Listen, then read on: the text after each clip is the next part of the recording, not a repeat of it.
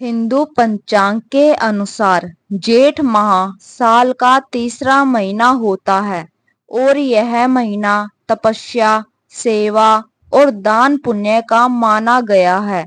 इस माह में सूर्य की तेज किरणें और गर्म हवाएं शरीर को थका देती है और जो व्यक्ति इस कठिन समय में संयम रखता है, सेवा करता है और धर्म कर्म करता है, उसे जीवन में कभी भी किसी चीज की कमी नहीं रहती। लेकिन दोस्तों, जिस तरह कुछ कार्य इस माह में पुण्य प्रदान करते हैं, वैसे ही कुछ कार्य ऐसे हैं जो सीधे सीधे माँ लक्ष्मी को रुष्ट कर देते हैं। वैशाख महीने की पूर्णिमा के साथ जेठ माह की शुरुआत होती है और मान्यता है कि इन कामों को करने से माँ लक्ष्मी रुष्ट हो जाती है और धन हानि के साथ पैसों की तंगी का सामना भी करना पड़ सकता है। आज की इस वीडियो में हम आपको बताएंगे जेठ माह के दौरान ऐसे 11 कार्य जो कभी नहीं करने चाहिए। लेकिन उससे पहले, यदि आप भी चाहते हैं कि माता लक्ष्मी का आशीर्वाद सदा आप पर बना रहे, तो वीडियो को लाइक करें, शेयर करें और चैनल को सब्सक्राइब जरूर करें और कमेंट बॉक्स में जय लक्ष्मी माता लिखकर अपनी आस्था प्रकट करें। तो आइए जानते हैं वे 11 काम जो इस पवित्र महीने में नहीं करने चाहिए। नंबर 1, बैंगन का सेवन न करें। जेठ महीने में बैंगन का सेवन नहीं करना चाहिए और मान्यताओं के अनुसार इस महीने में बैंगन का सेवन करने से संतान को नुकसान पहुंचता है। बैंगन को गर्म और वातवर्धक माना गया है और इस महीने इसका सेवन संतान सुख और स्वास्थ्य दोनों पर बुरा असर डाल सकता है। पुराने लोग भी इसे शरीर में वात रोग और गर्मी बढ़ाने वाला मानते हैं, इसलिए भी इस महीने में इस सब्जी का सेवन करने से मना किया जाता है। नंबर 2, जेठ पुत्र या पुत्री का विवाह न करें। इस माह में घर के बड़े बेटे या बेटी का विवाह करना शास्त्रों में वर्जित माना गया है, क्योंकि इससे वैवाहिक जीवन में समस्याएं आती है और माँ लक्ष्मी की कृपा रुक सकती है। आपने भी अपने घर के बड़े बुजुर्गों से कभी न कभी सुना होगा कि जेठ महीने में घर के बड़े लड़के या लड़की का विवाह नहीं करना चाहिए। सदियों से मान्यता चली आ रही है, जिसे सनातन धर्म के लोग आज भी निभाते हैं। लेकिन अगर वर वधु में से कोई एक ही ज्येष्ठ है, तो विवाह करने में कोई दोष नहीं लगता है। नंबर 3, मसालेदार और गरिष्ठ भोजन से बचे। ज्येष्ठ के महीने में मसालेदार चीज का सेवन नहीं करना चाहिए। इस माह में लहसुन और राई जैसी गर्म चीजों से भी दूर रहना चाहिए। तेज मसाले, तली भुनी चीजें इस गर्मी में शरीर को नुकसान पहुंचाती है, क्योंकि ऐसा खाना आत्मिक शुद्धि में बाधक होता है। धार्मिक दृष्टि से भी वस्तुएं वर्जित मानी गई है, क्योंकि ये शरीर में गर्मी और क्रोध दोनों को बढ़ाती है। नंबर 4, दिन में न सोए। ज्येष्ठ मास में दिन के समय सोने से शरीर में आलस्य आता है और माँ लक्ष्मी आपसे दूरी बना लेती है।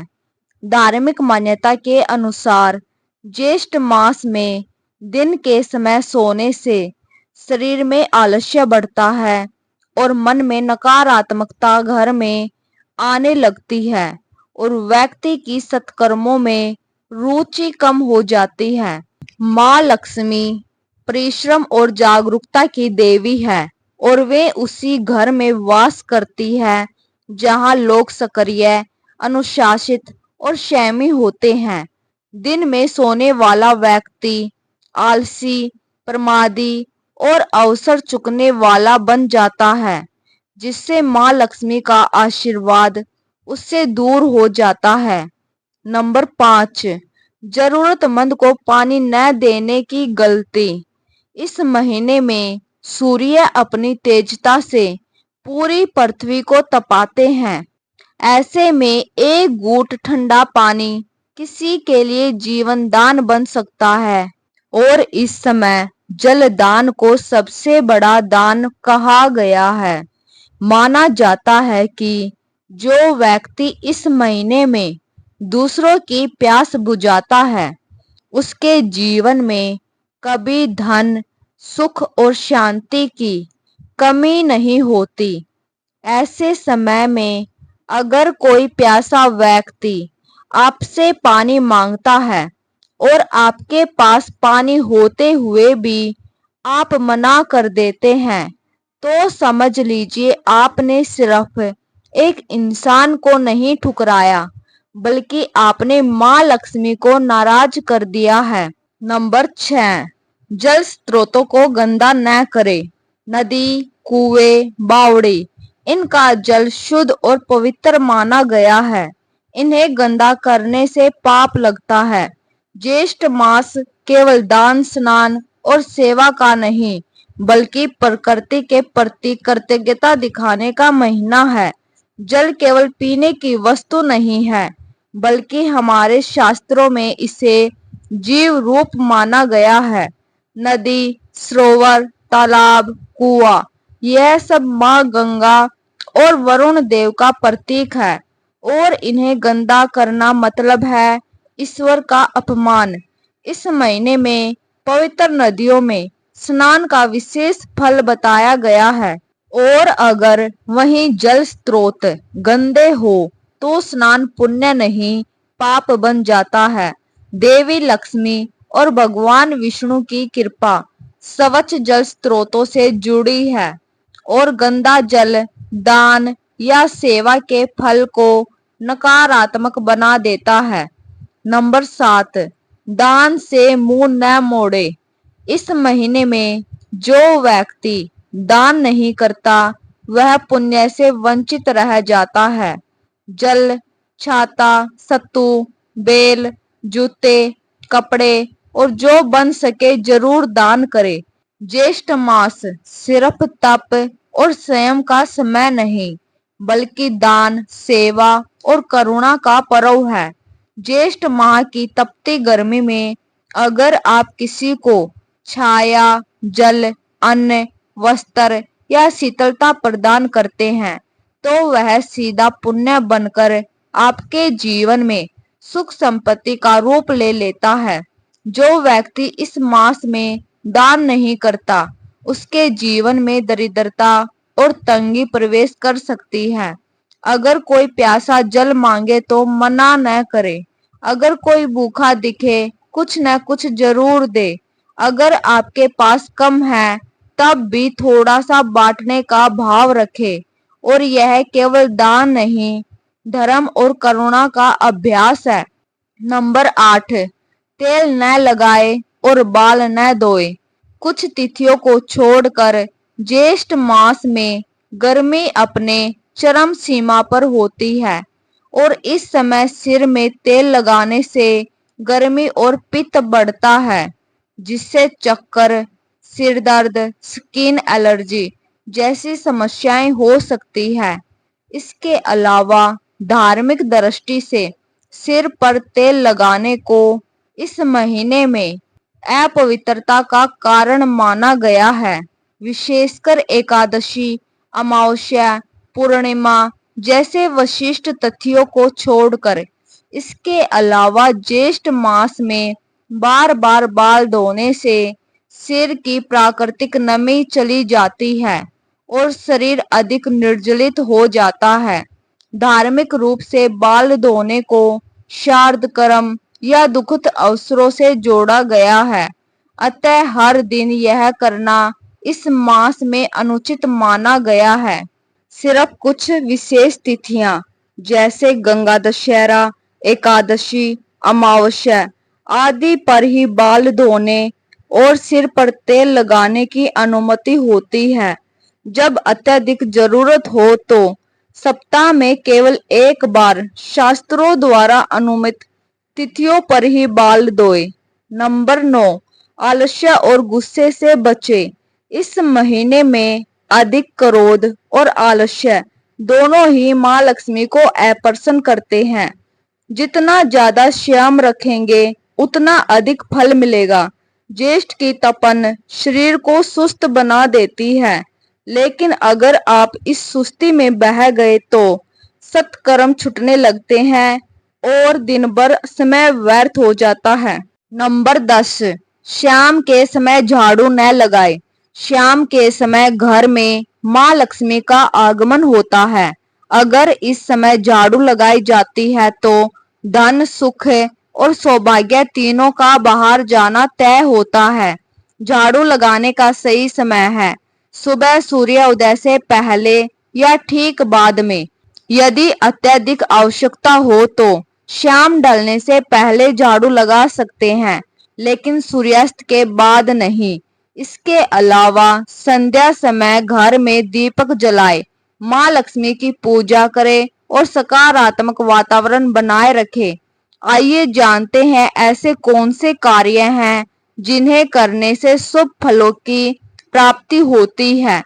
ज्येष्ठ की गर्मी में जब राहगीर प्यास से तड़पते हैं, तब किसी प्याऊ में ठंडा जल पिलाना, किसी को मिट्टी का घड़ा, मटका या सुराही दान देना, यह केवल दान नहीं बल्कि साक्षात धर्म है।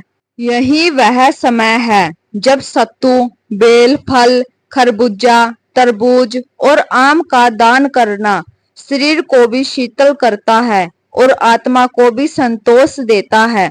कई लोग इस महीने गरीबों को चप्पल, छाता और सूती वस्त्र दान करते हैं ताकि उन्हें चिलचिलाती धूप से राहत मिले।